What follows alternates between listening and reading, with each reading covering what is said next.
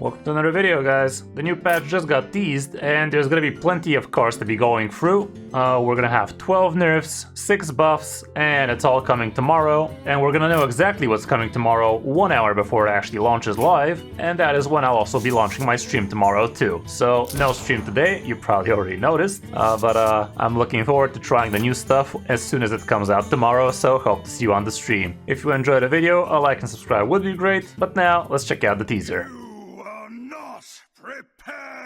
Okay, so patch teaser 32.0 free, and yeah, already told you we have plenty of cards to go through. We have 6 buffs, 12 nerfs, and they're all looking pretty deserved. We can see Hideous Husk here, the +2/+2 buff, Murmur, this card for Warrior that has been quite broken, Ceaseless Expanse yet again, Dungar, finally. Who has to nerf Dungar right now? I don't even know, guys, but finally he got nerfed. Seaside Giant also definitely overstayed its welcome. Arcanite Defense Crystal, love to see that. The Zerg location, the Terran card draw, the Protoss card draw, and finally Artonis. And now we're gonna go through each and every card and speculate what those nerfs might be. Starting off with the Ceaseless Expanse. Here, honestly, we never really cared about this thing being a 15/15 if you ask me. The problem is it just comes down a little bit too quickly, so I wouldn't be surprised if they bump it up with 10, 20, 30 mana more. I don't know, I'm not sure what the sweet spot is going to be over there, but something around +20 on the mana sounds about right to me. And yeah, literally everybody is playing this card right now. It's above 50% play rate in the entirety of Hearthstone, so it's no surprise it is gonna get slapped. Like, look at this nonsense, 61% win rate for Location Warlock with it, Armor Demon Hunter slapping with it. Basically anybody who plans on sticking around after turn 5 is gonna be having a Ceaseless Expanse in there, so yeah, definitely well-deserved nerf. Next up we have Arcanite Defense Crystal, and here I have heard the community speculate with all sorts of different theories how this card might get slapped, so as doesn't hurt the other classes while it slaps Armor Demon Hunter. And some people propose this to be a battle cry, other people propose to make it a 5-drop, that kind of stuff, and I myself am leaning towards the 5-drop camp. Maybe they're gonna bump the stats a little so it resembles a 5-drop a little bit better, but the whole point of this card getting nerfed is so Demon Hunters do not get to summon it over and over with the help of the Ravenous Fell Hunter. This should definitely be a very fat hit for Armor Demon Hunter, and not only did the entire meta turn around to counter it completely, but also it's no longer gonna need to be running Ravenous Fell Hunters. I guess I can still see a way for this deck to actually survive the nerf. If you guys remember, on the Fury Crafting we actually had another 4-drop in here. Or was it a 3-drop? I don't know, what was that Quillbore idiot looking like? But either way, that might be the way to go here. Maybe they're gonna add the Quillbore with Battlecry and Death Rattle, deal 3 damage with Lifesteal. And they're still gonna be able to summon a bunch with the help of the Ravenous Fell Hunter, with the help of the Ferocious Fellbat, but this time he can also summon the Arcanite Defense Crystal. But the good thing is that's no longer gonna allow him to literally OTK you as soon as turn, 8, 9, 10, depending on how fast they were. But given both Arcanite and Ceaseless are getting nerfed for this deck, I do believe it's gonna get a lot less popular and a lot less powerful. We also have Seaside Giant, another pretty broken card that has been seeing a lot more play lately. Kinda weird, this stats right now is not showing any Hunter deck abusing it. Obviously Hunter was one of the main abusers of this card, and probably the main reason why the card is getting nerfed. But also obviously Location Warlock has been a very big culprit in that regard as well. And what can happen here? I don't know, I guess the whole point is for this guy to be dropping a little bit later in the game, so bumping it up to 12 mana, that's probably not gonna do all that much. But it should be something along those lines, right guys? Like, surely it's something along those lines. Giants do tend to all be 8/8, so the stats are remaining the same. So I'd say bumping this with 2 more times the need to play stuff for it to come down faster, so I guess 14 mana, that sounds healthy to me.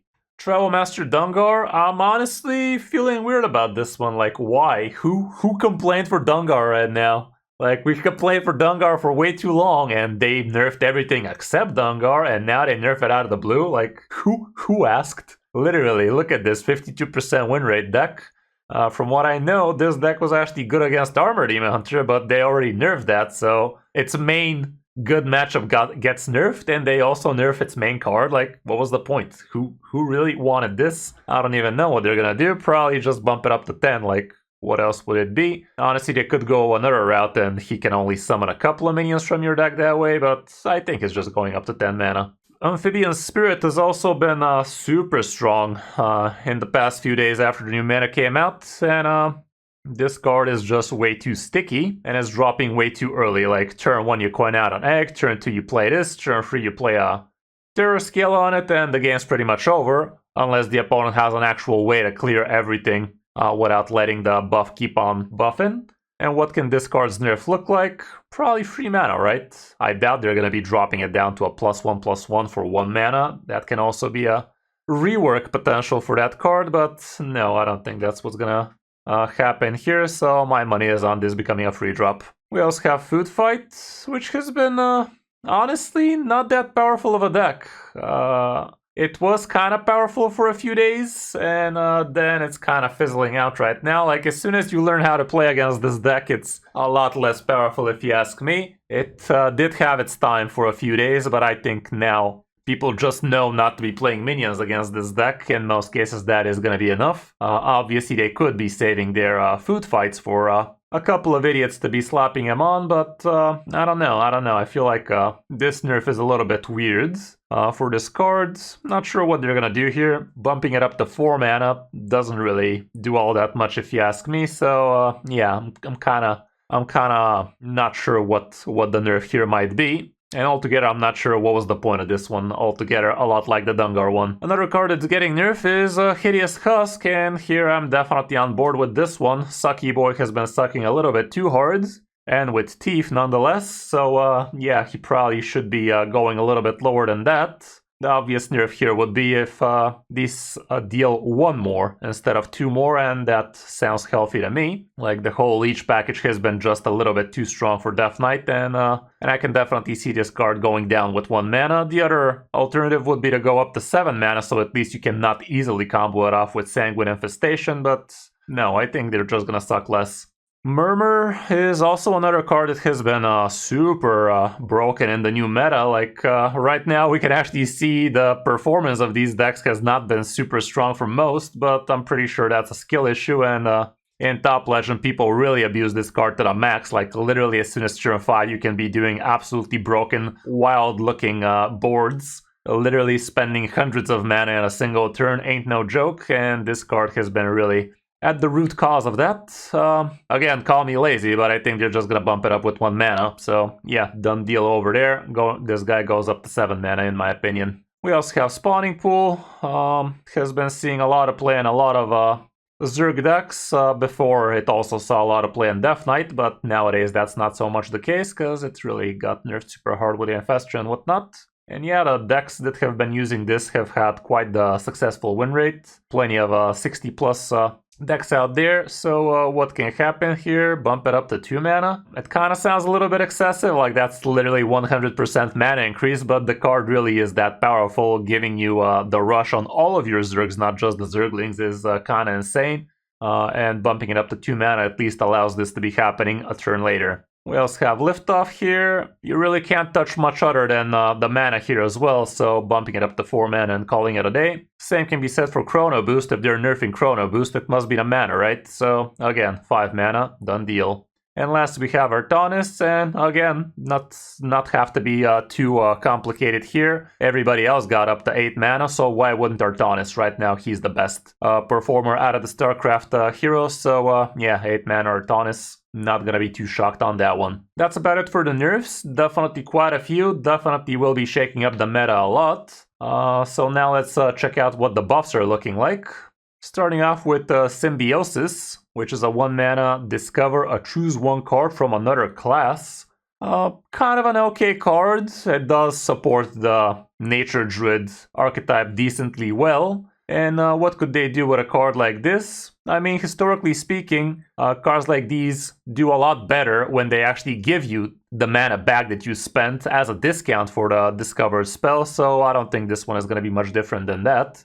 Something along the lines of discover a choose 1 card from another class, it costs 1 less. We have seen plenty of cards like this in the past, and I think this one is gonna fit the bill perfectly there, because what else would you change here? Doing it to 0 mana sounds a little bit weird. We also have the 4 mana 4/4 Called Array Priestess. Battlecry, give all enemy minions -2 attack until your next turn, and imbue your hero power. Honestly, I'm not sure what they're gonna be doing here. All around, the Imbue Priest package is looking pretty dog water. Like, we can see nothing above 40% for the archetype right now, so no matter what they do with this one, I don't think it's gonna be lifting off the ground all that much. So -1 mana, a little bit less on the stats area, like 3 mana 3/4 sounds about right stat-wise. Same effect, same everything. Should be the way to go if you ask me. We also have the 2 mana 3/1 Beast, Lunar Wing Messenger, Lifesteal, Battlecry, Imbue your hero power. Again, same bucket as the last one, not exactly a very strong deck, or more like archetype. So again, it does need a little bit of extra help. It's already a 2 mana 3/1. Honestly, I thought this was a 3 mana 3/1. I was gonna say they're gonna drop it by 1 mana and make it a 2/1, but no, right now it's actually a 2 mana 3/1 with that effect, and it's still dog water, like, imagine. So really not sure. 1 mana 2/1? That's just insane though. That is just insane if they do that. So what else really? 2 mana 3/2, 2 mana 2/3. Honestly, if it's a 2 mana 2/3, that's gonna make it a lot better. But I don't know about that one. We also have the 3 mana Living Garden. It's a 3 mana 2/3. Elemental, Battlecry, Imbue your hero power. Reduce the cost of a minion in your hand by 1. Again, 2 mana 2/3.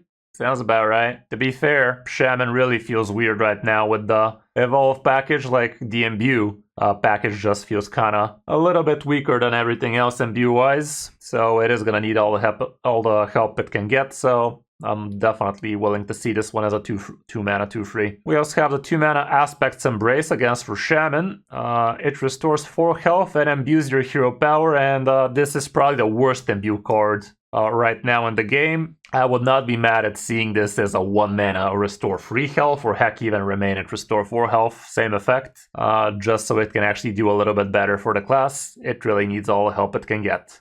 And last we have the 4 mana 5/4 Resplendent Dreamweaver.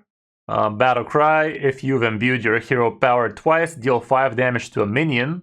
Sitting at a 4 mana 5/4 and dealing 5 damage, honestly, it's already looking pretty decent. But honestly, I wish it had a little bit more than that, like a taunt, let's say, something along those lines. Something that can actually help you protect you while you do your dilly-dally with the imbue stuff. So I don't know, something along those lines, just make it a little bit more defensive, you know? That should definitely make it a bit easier for all imbue classes to make room for this one. So yeah, all around that's it for the patch notes. So yeah, all around that's it for all the patch stuff.